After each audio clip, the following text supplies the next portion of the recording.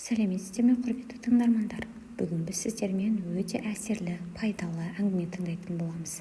Алдымен видеоға лайк басып, каналға тіркеле кетіңіздер. Сонымен қатар әңгімені қай өңірден тыңдап отырғаныңызды, жасыңыздың нешеде екенін де жаза кетсеңіз болады. Дайын болсақ, бастайық. Зейнет жасына жеткен Айман апай өмір бойы бір қағиданы ұстанды. Жақсы әйел көп сөйлемейді, үйдің тыныштығы үшін бәріне шыдау керек. Ол осы сөзбен өмір сүрді. Күйеуі ашуланса үндемеді, балалары қателессе үндемеді, туыстары көңіліне тисе де тағы да үндемеді. Жұрт оны қандай сабырлы әйел, қандай ақылды жан деп мақтайтын. Бірақ ешкім оның жүрегінде қанша айтылмаған сөз қалғанын білмейтін.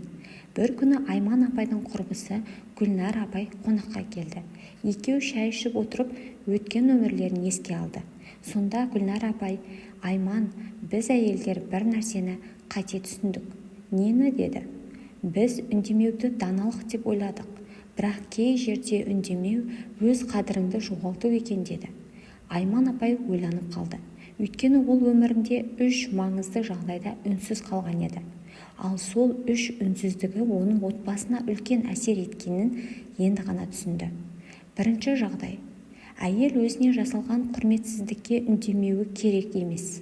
Айман апайдың күйеуі жаман адам емес еді, бірақ кейде ер адам әйелінің үнсіздігін оның келісімі деп қабылдайды. Жылдар өте келе әйелдің көңіліндегі реніш көбейе береді. Ақылды әйел ұрыспайды, бірақ сабырлы түрде бұл сөз маған ауыр тиді деп айта біледі. Өйткені айтылмаған реніш жүректі алыстатады. Айман апай сол түні ұзақ ойланды. Терезенің алдында отырып, өткен өмірін еске алды. Жасы 65-ке келгенше ол бір нәрсеге қатты сенді. Әйелдің міндеті отбасын сақтау. Ол үшін кейде үндемей, бәріне төзу керек. Бірақ жылдар өте келе ол бір шындықты түсінді. Отбасы тек бір адамның шыдауымен сақталмайды. Отбасы бір-бірін тыңдайтын, түсінетін адамдармен сақталады. Айман апай мен Серік ағай отасқандарына 40 жылдан асты. Олар талай қиындықты бірге өткерді. Жоқшылықты да көрді. Балаларын өсірді, үй салды, немере сүйді. Сырт көзге олар бақытты отбасы болатын. Бірақ олардың арасында ешкім білмейтін бір нәрсе бар еді. Айман апай жылдар бойы ішіне көп нәрсе жинап келген. Жастау кезінде Серік аға жұмыстан шаршап келетін. Кейде көңіл күйі болмай, үйде бәрі дұрыс па өзі? Неге мына нәрсе әлі бітпеген деп ашуланып сөйлейтін. Айман апай сол кезде жарайды деп қоя беретін. Ол қарсы жауап бермейтін. Себебі шаршап келді ғой, ұрыс шығармайын деп ойлайтын. Бірақ ол бір нәрсені түсінбеді. Кейде ер адамның шаршауы түсінікті, бірақ әйелдің жүрегін ауыртатын сөз де ізсіз кетпейді.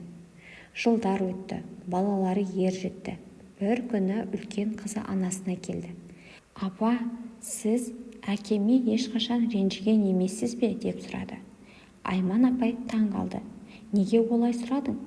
Қызы күлімсіреп: «Өйткені сіз үнемі үндемейсіз.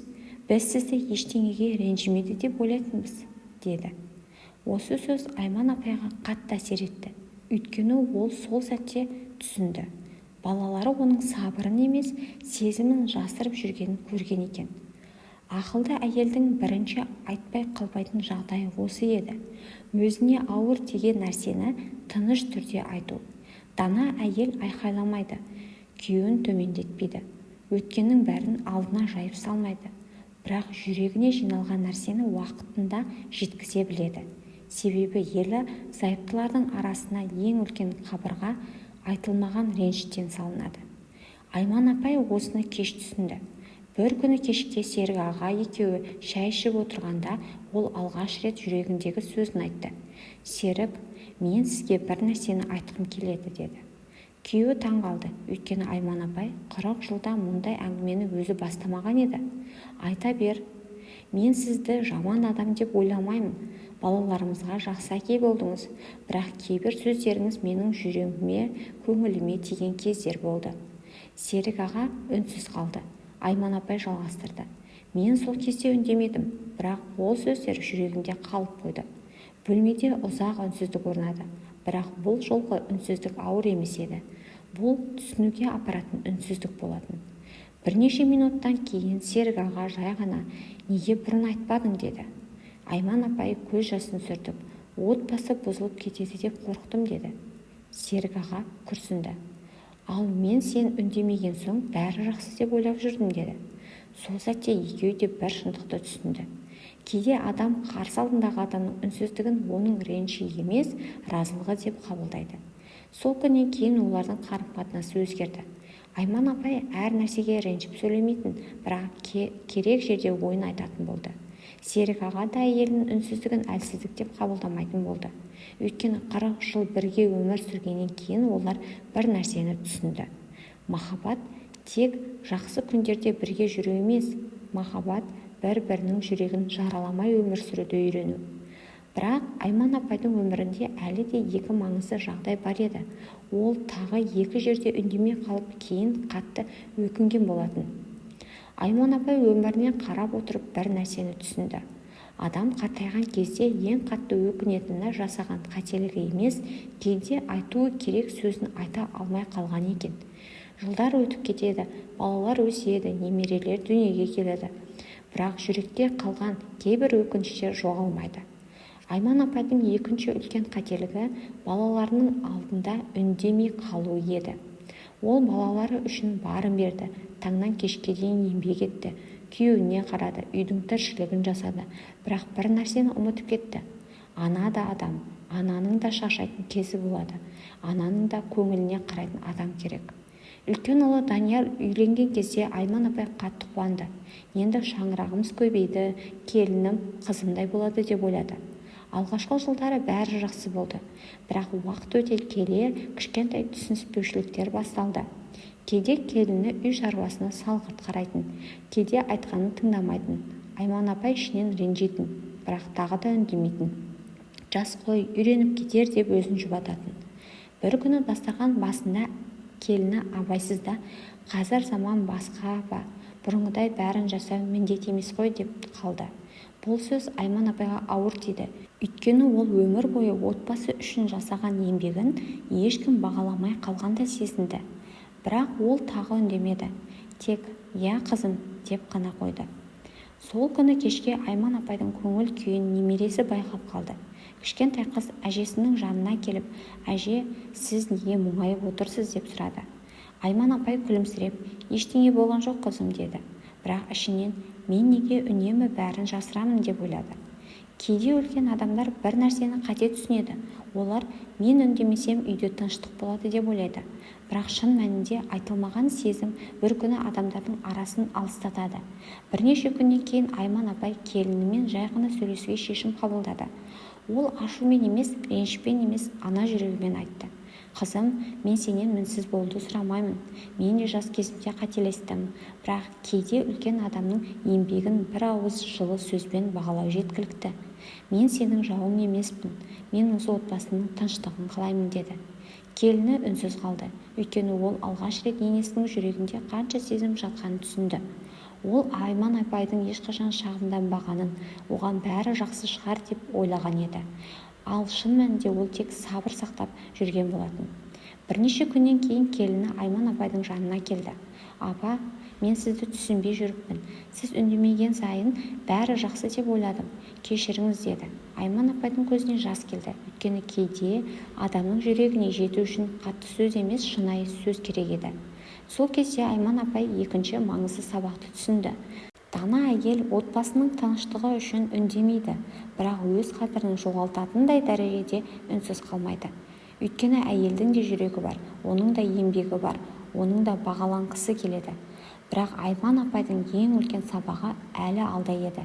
Өйткені өмірдің соңғы кезеңде ол үшінші ең маңызды жағдайда үндемей қалғанын түсінді. Бұл жолы мәселе күйеуі де балалары да емес еді.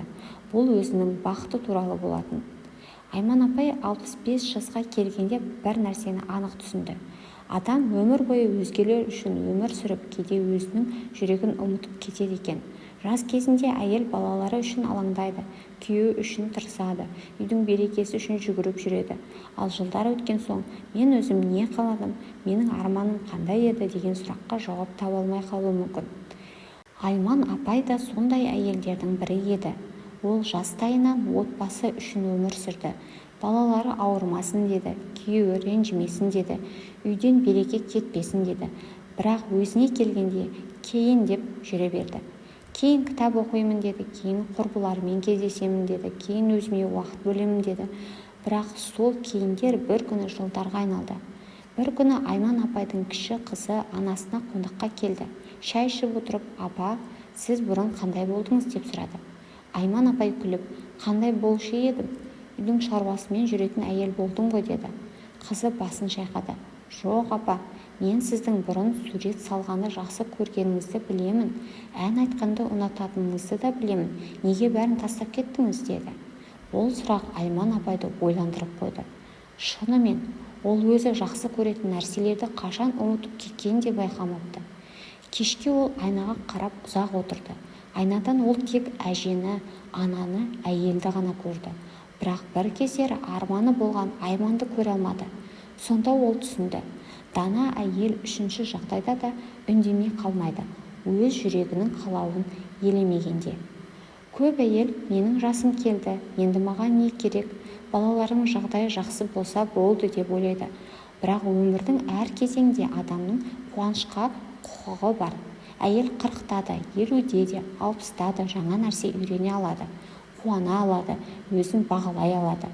Айман апай бір күні Серік ағайға мен енді өзіме де көңіл бөлгім келеді деді. Серік ағай таң қалды. Қалай? Бұрын мен бәріне үлгеруге тырыстым, енді өзім жақсы көретін істермен айналысқым келеді деді. Серік аға біраз үнсіз отырды. Сосын жымиып, сен соған баяғыда лайық едің ғой деді. Айман апай бұл сөзді күтпеген еді. Өйткені ол күйеуі ешқашан түсінбейді деп ойлаған.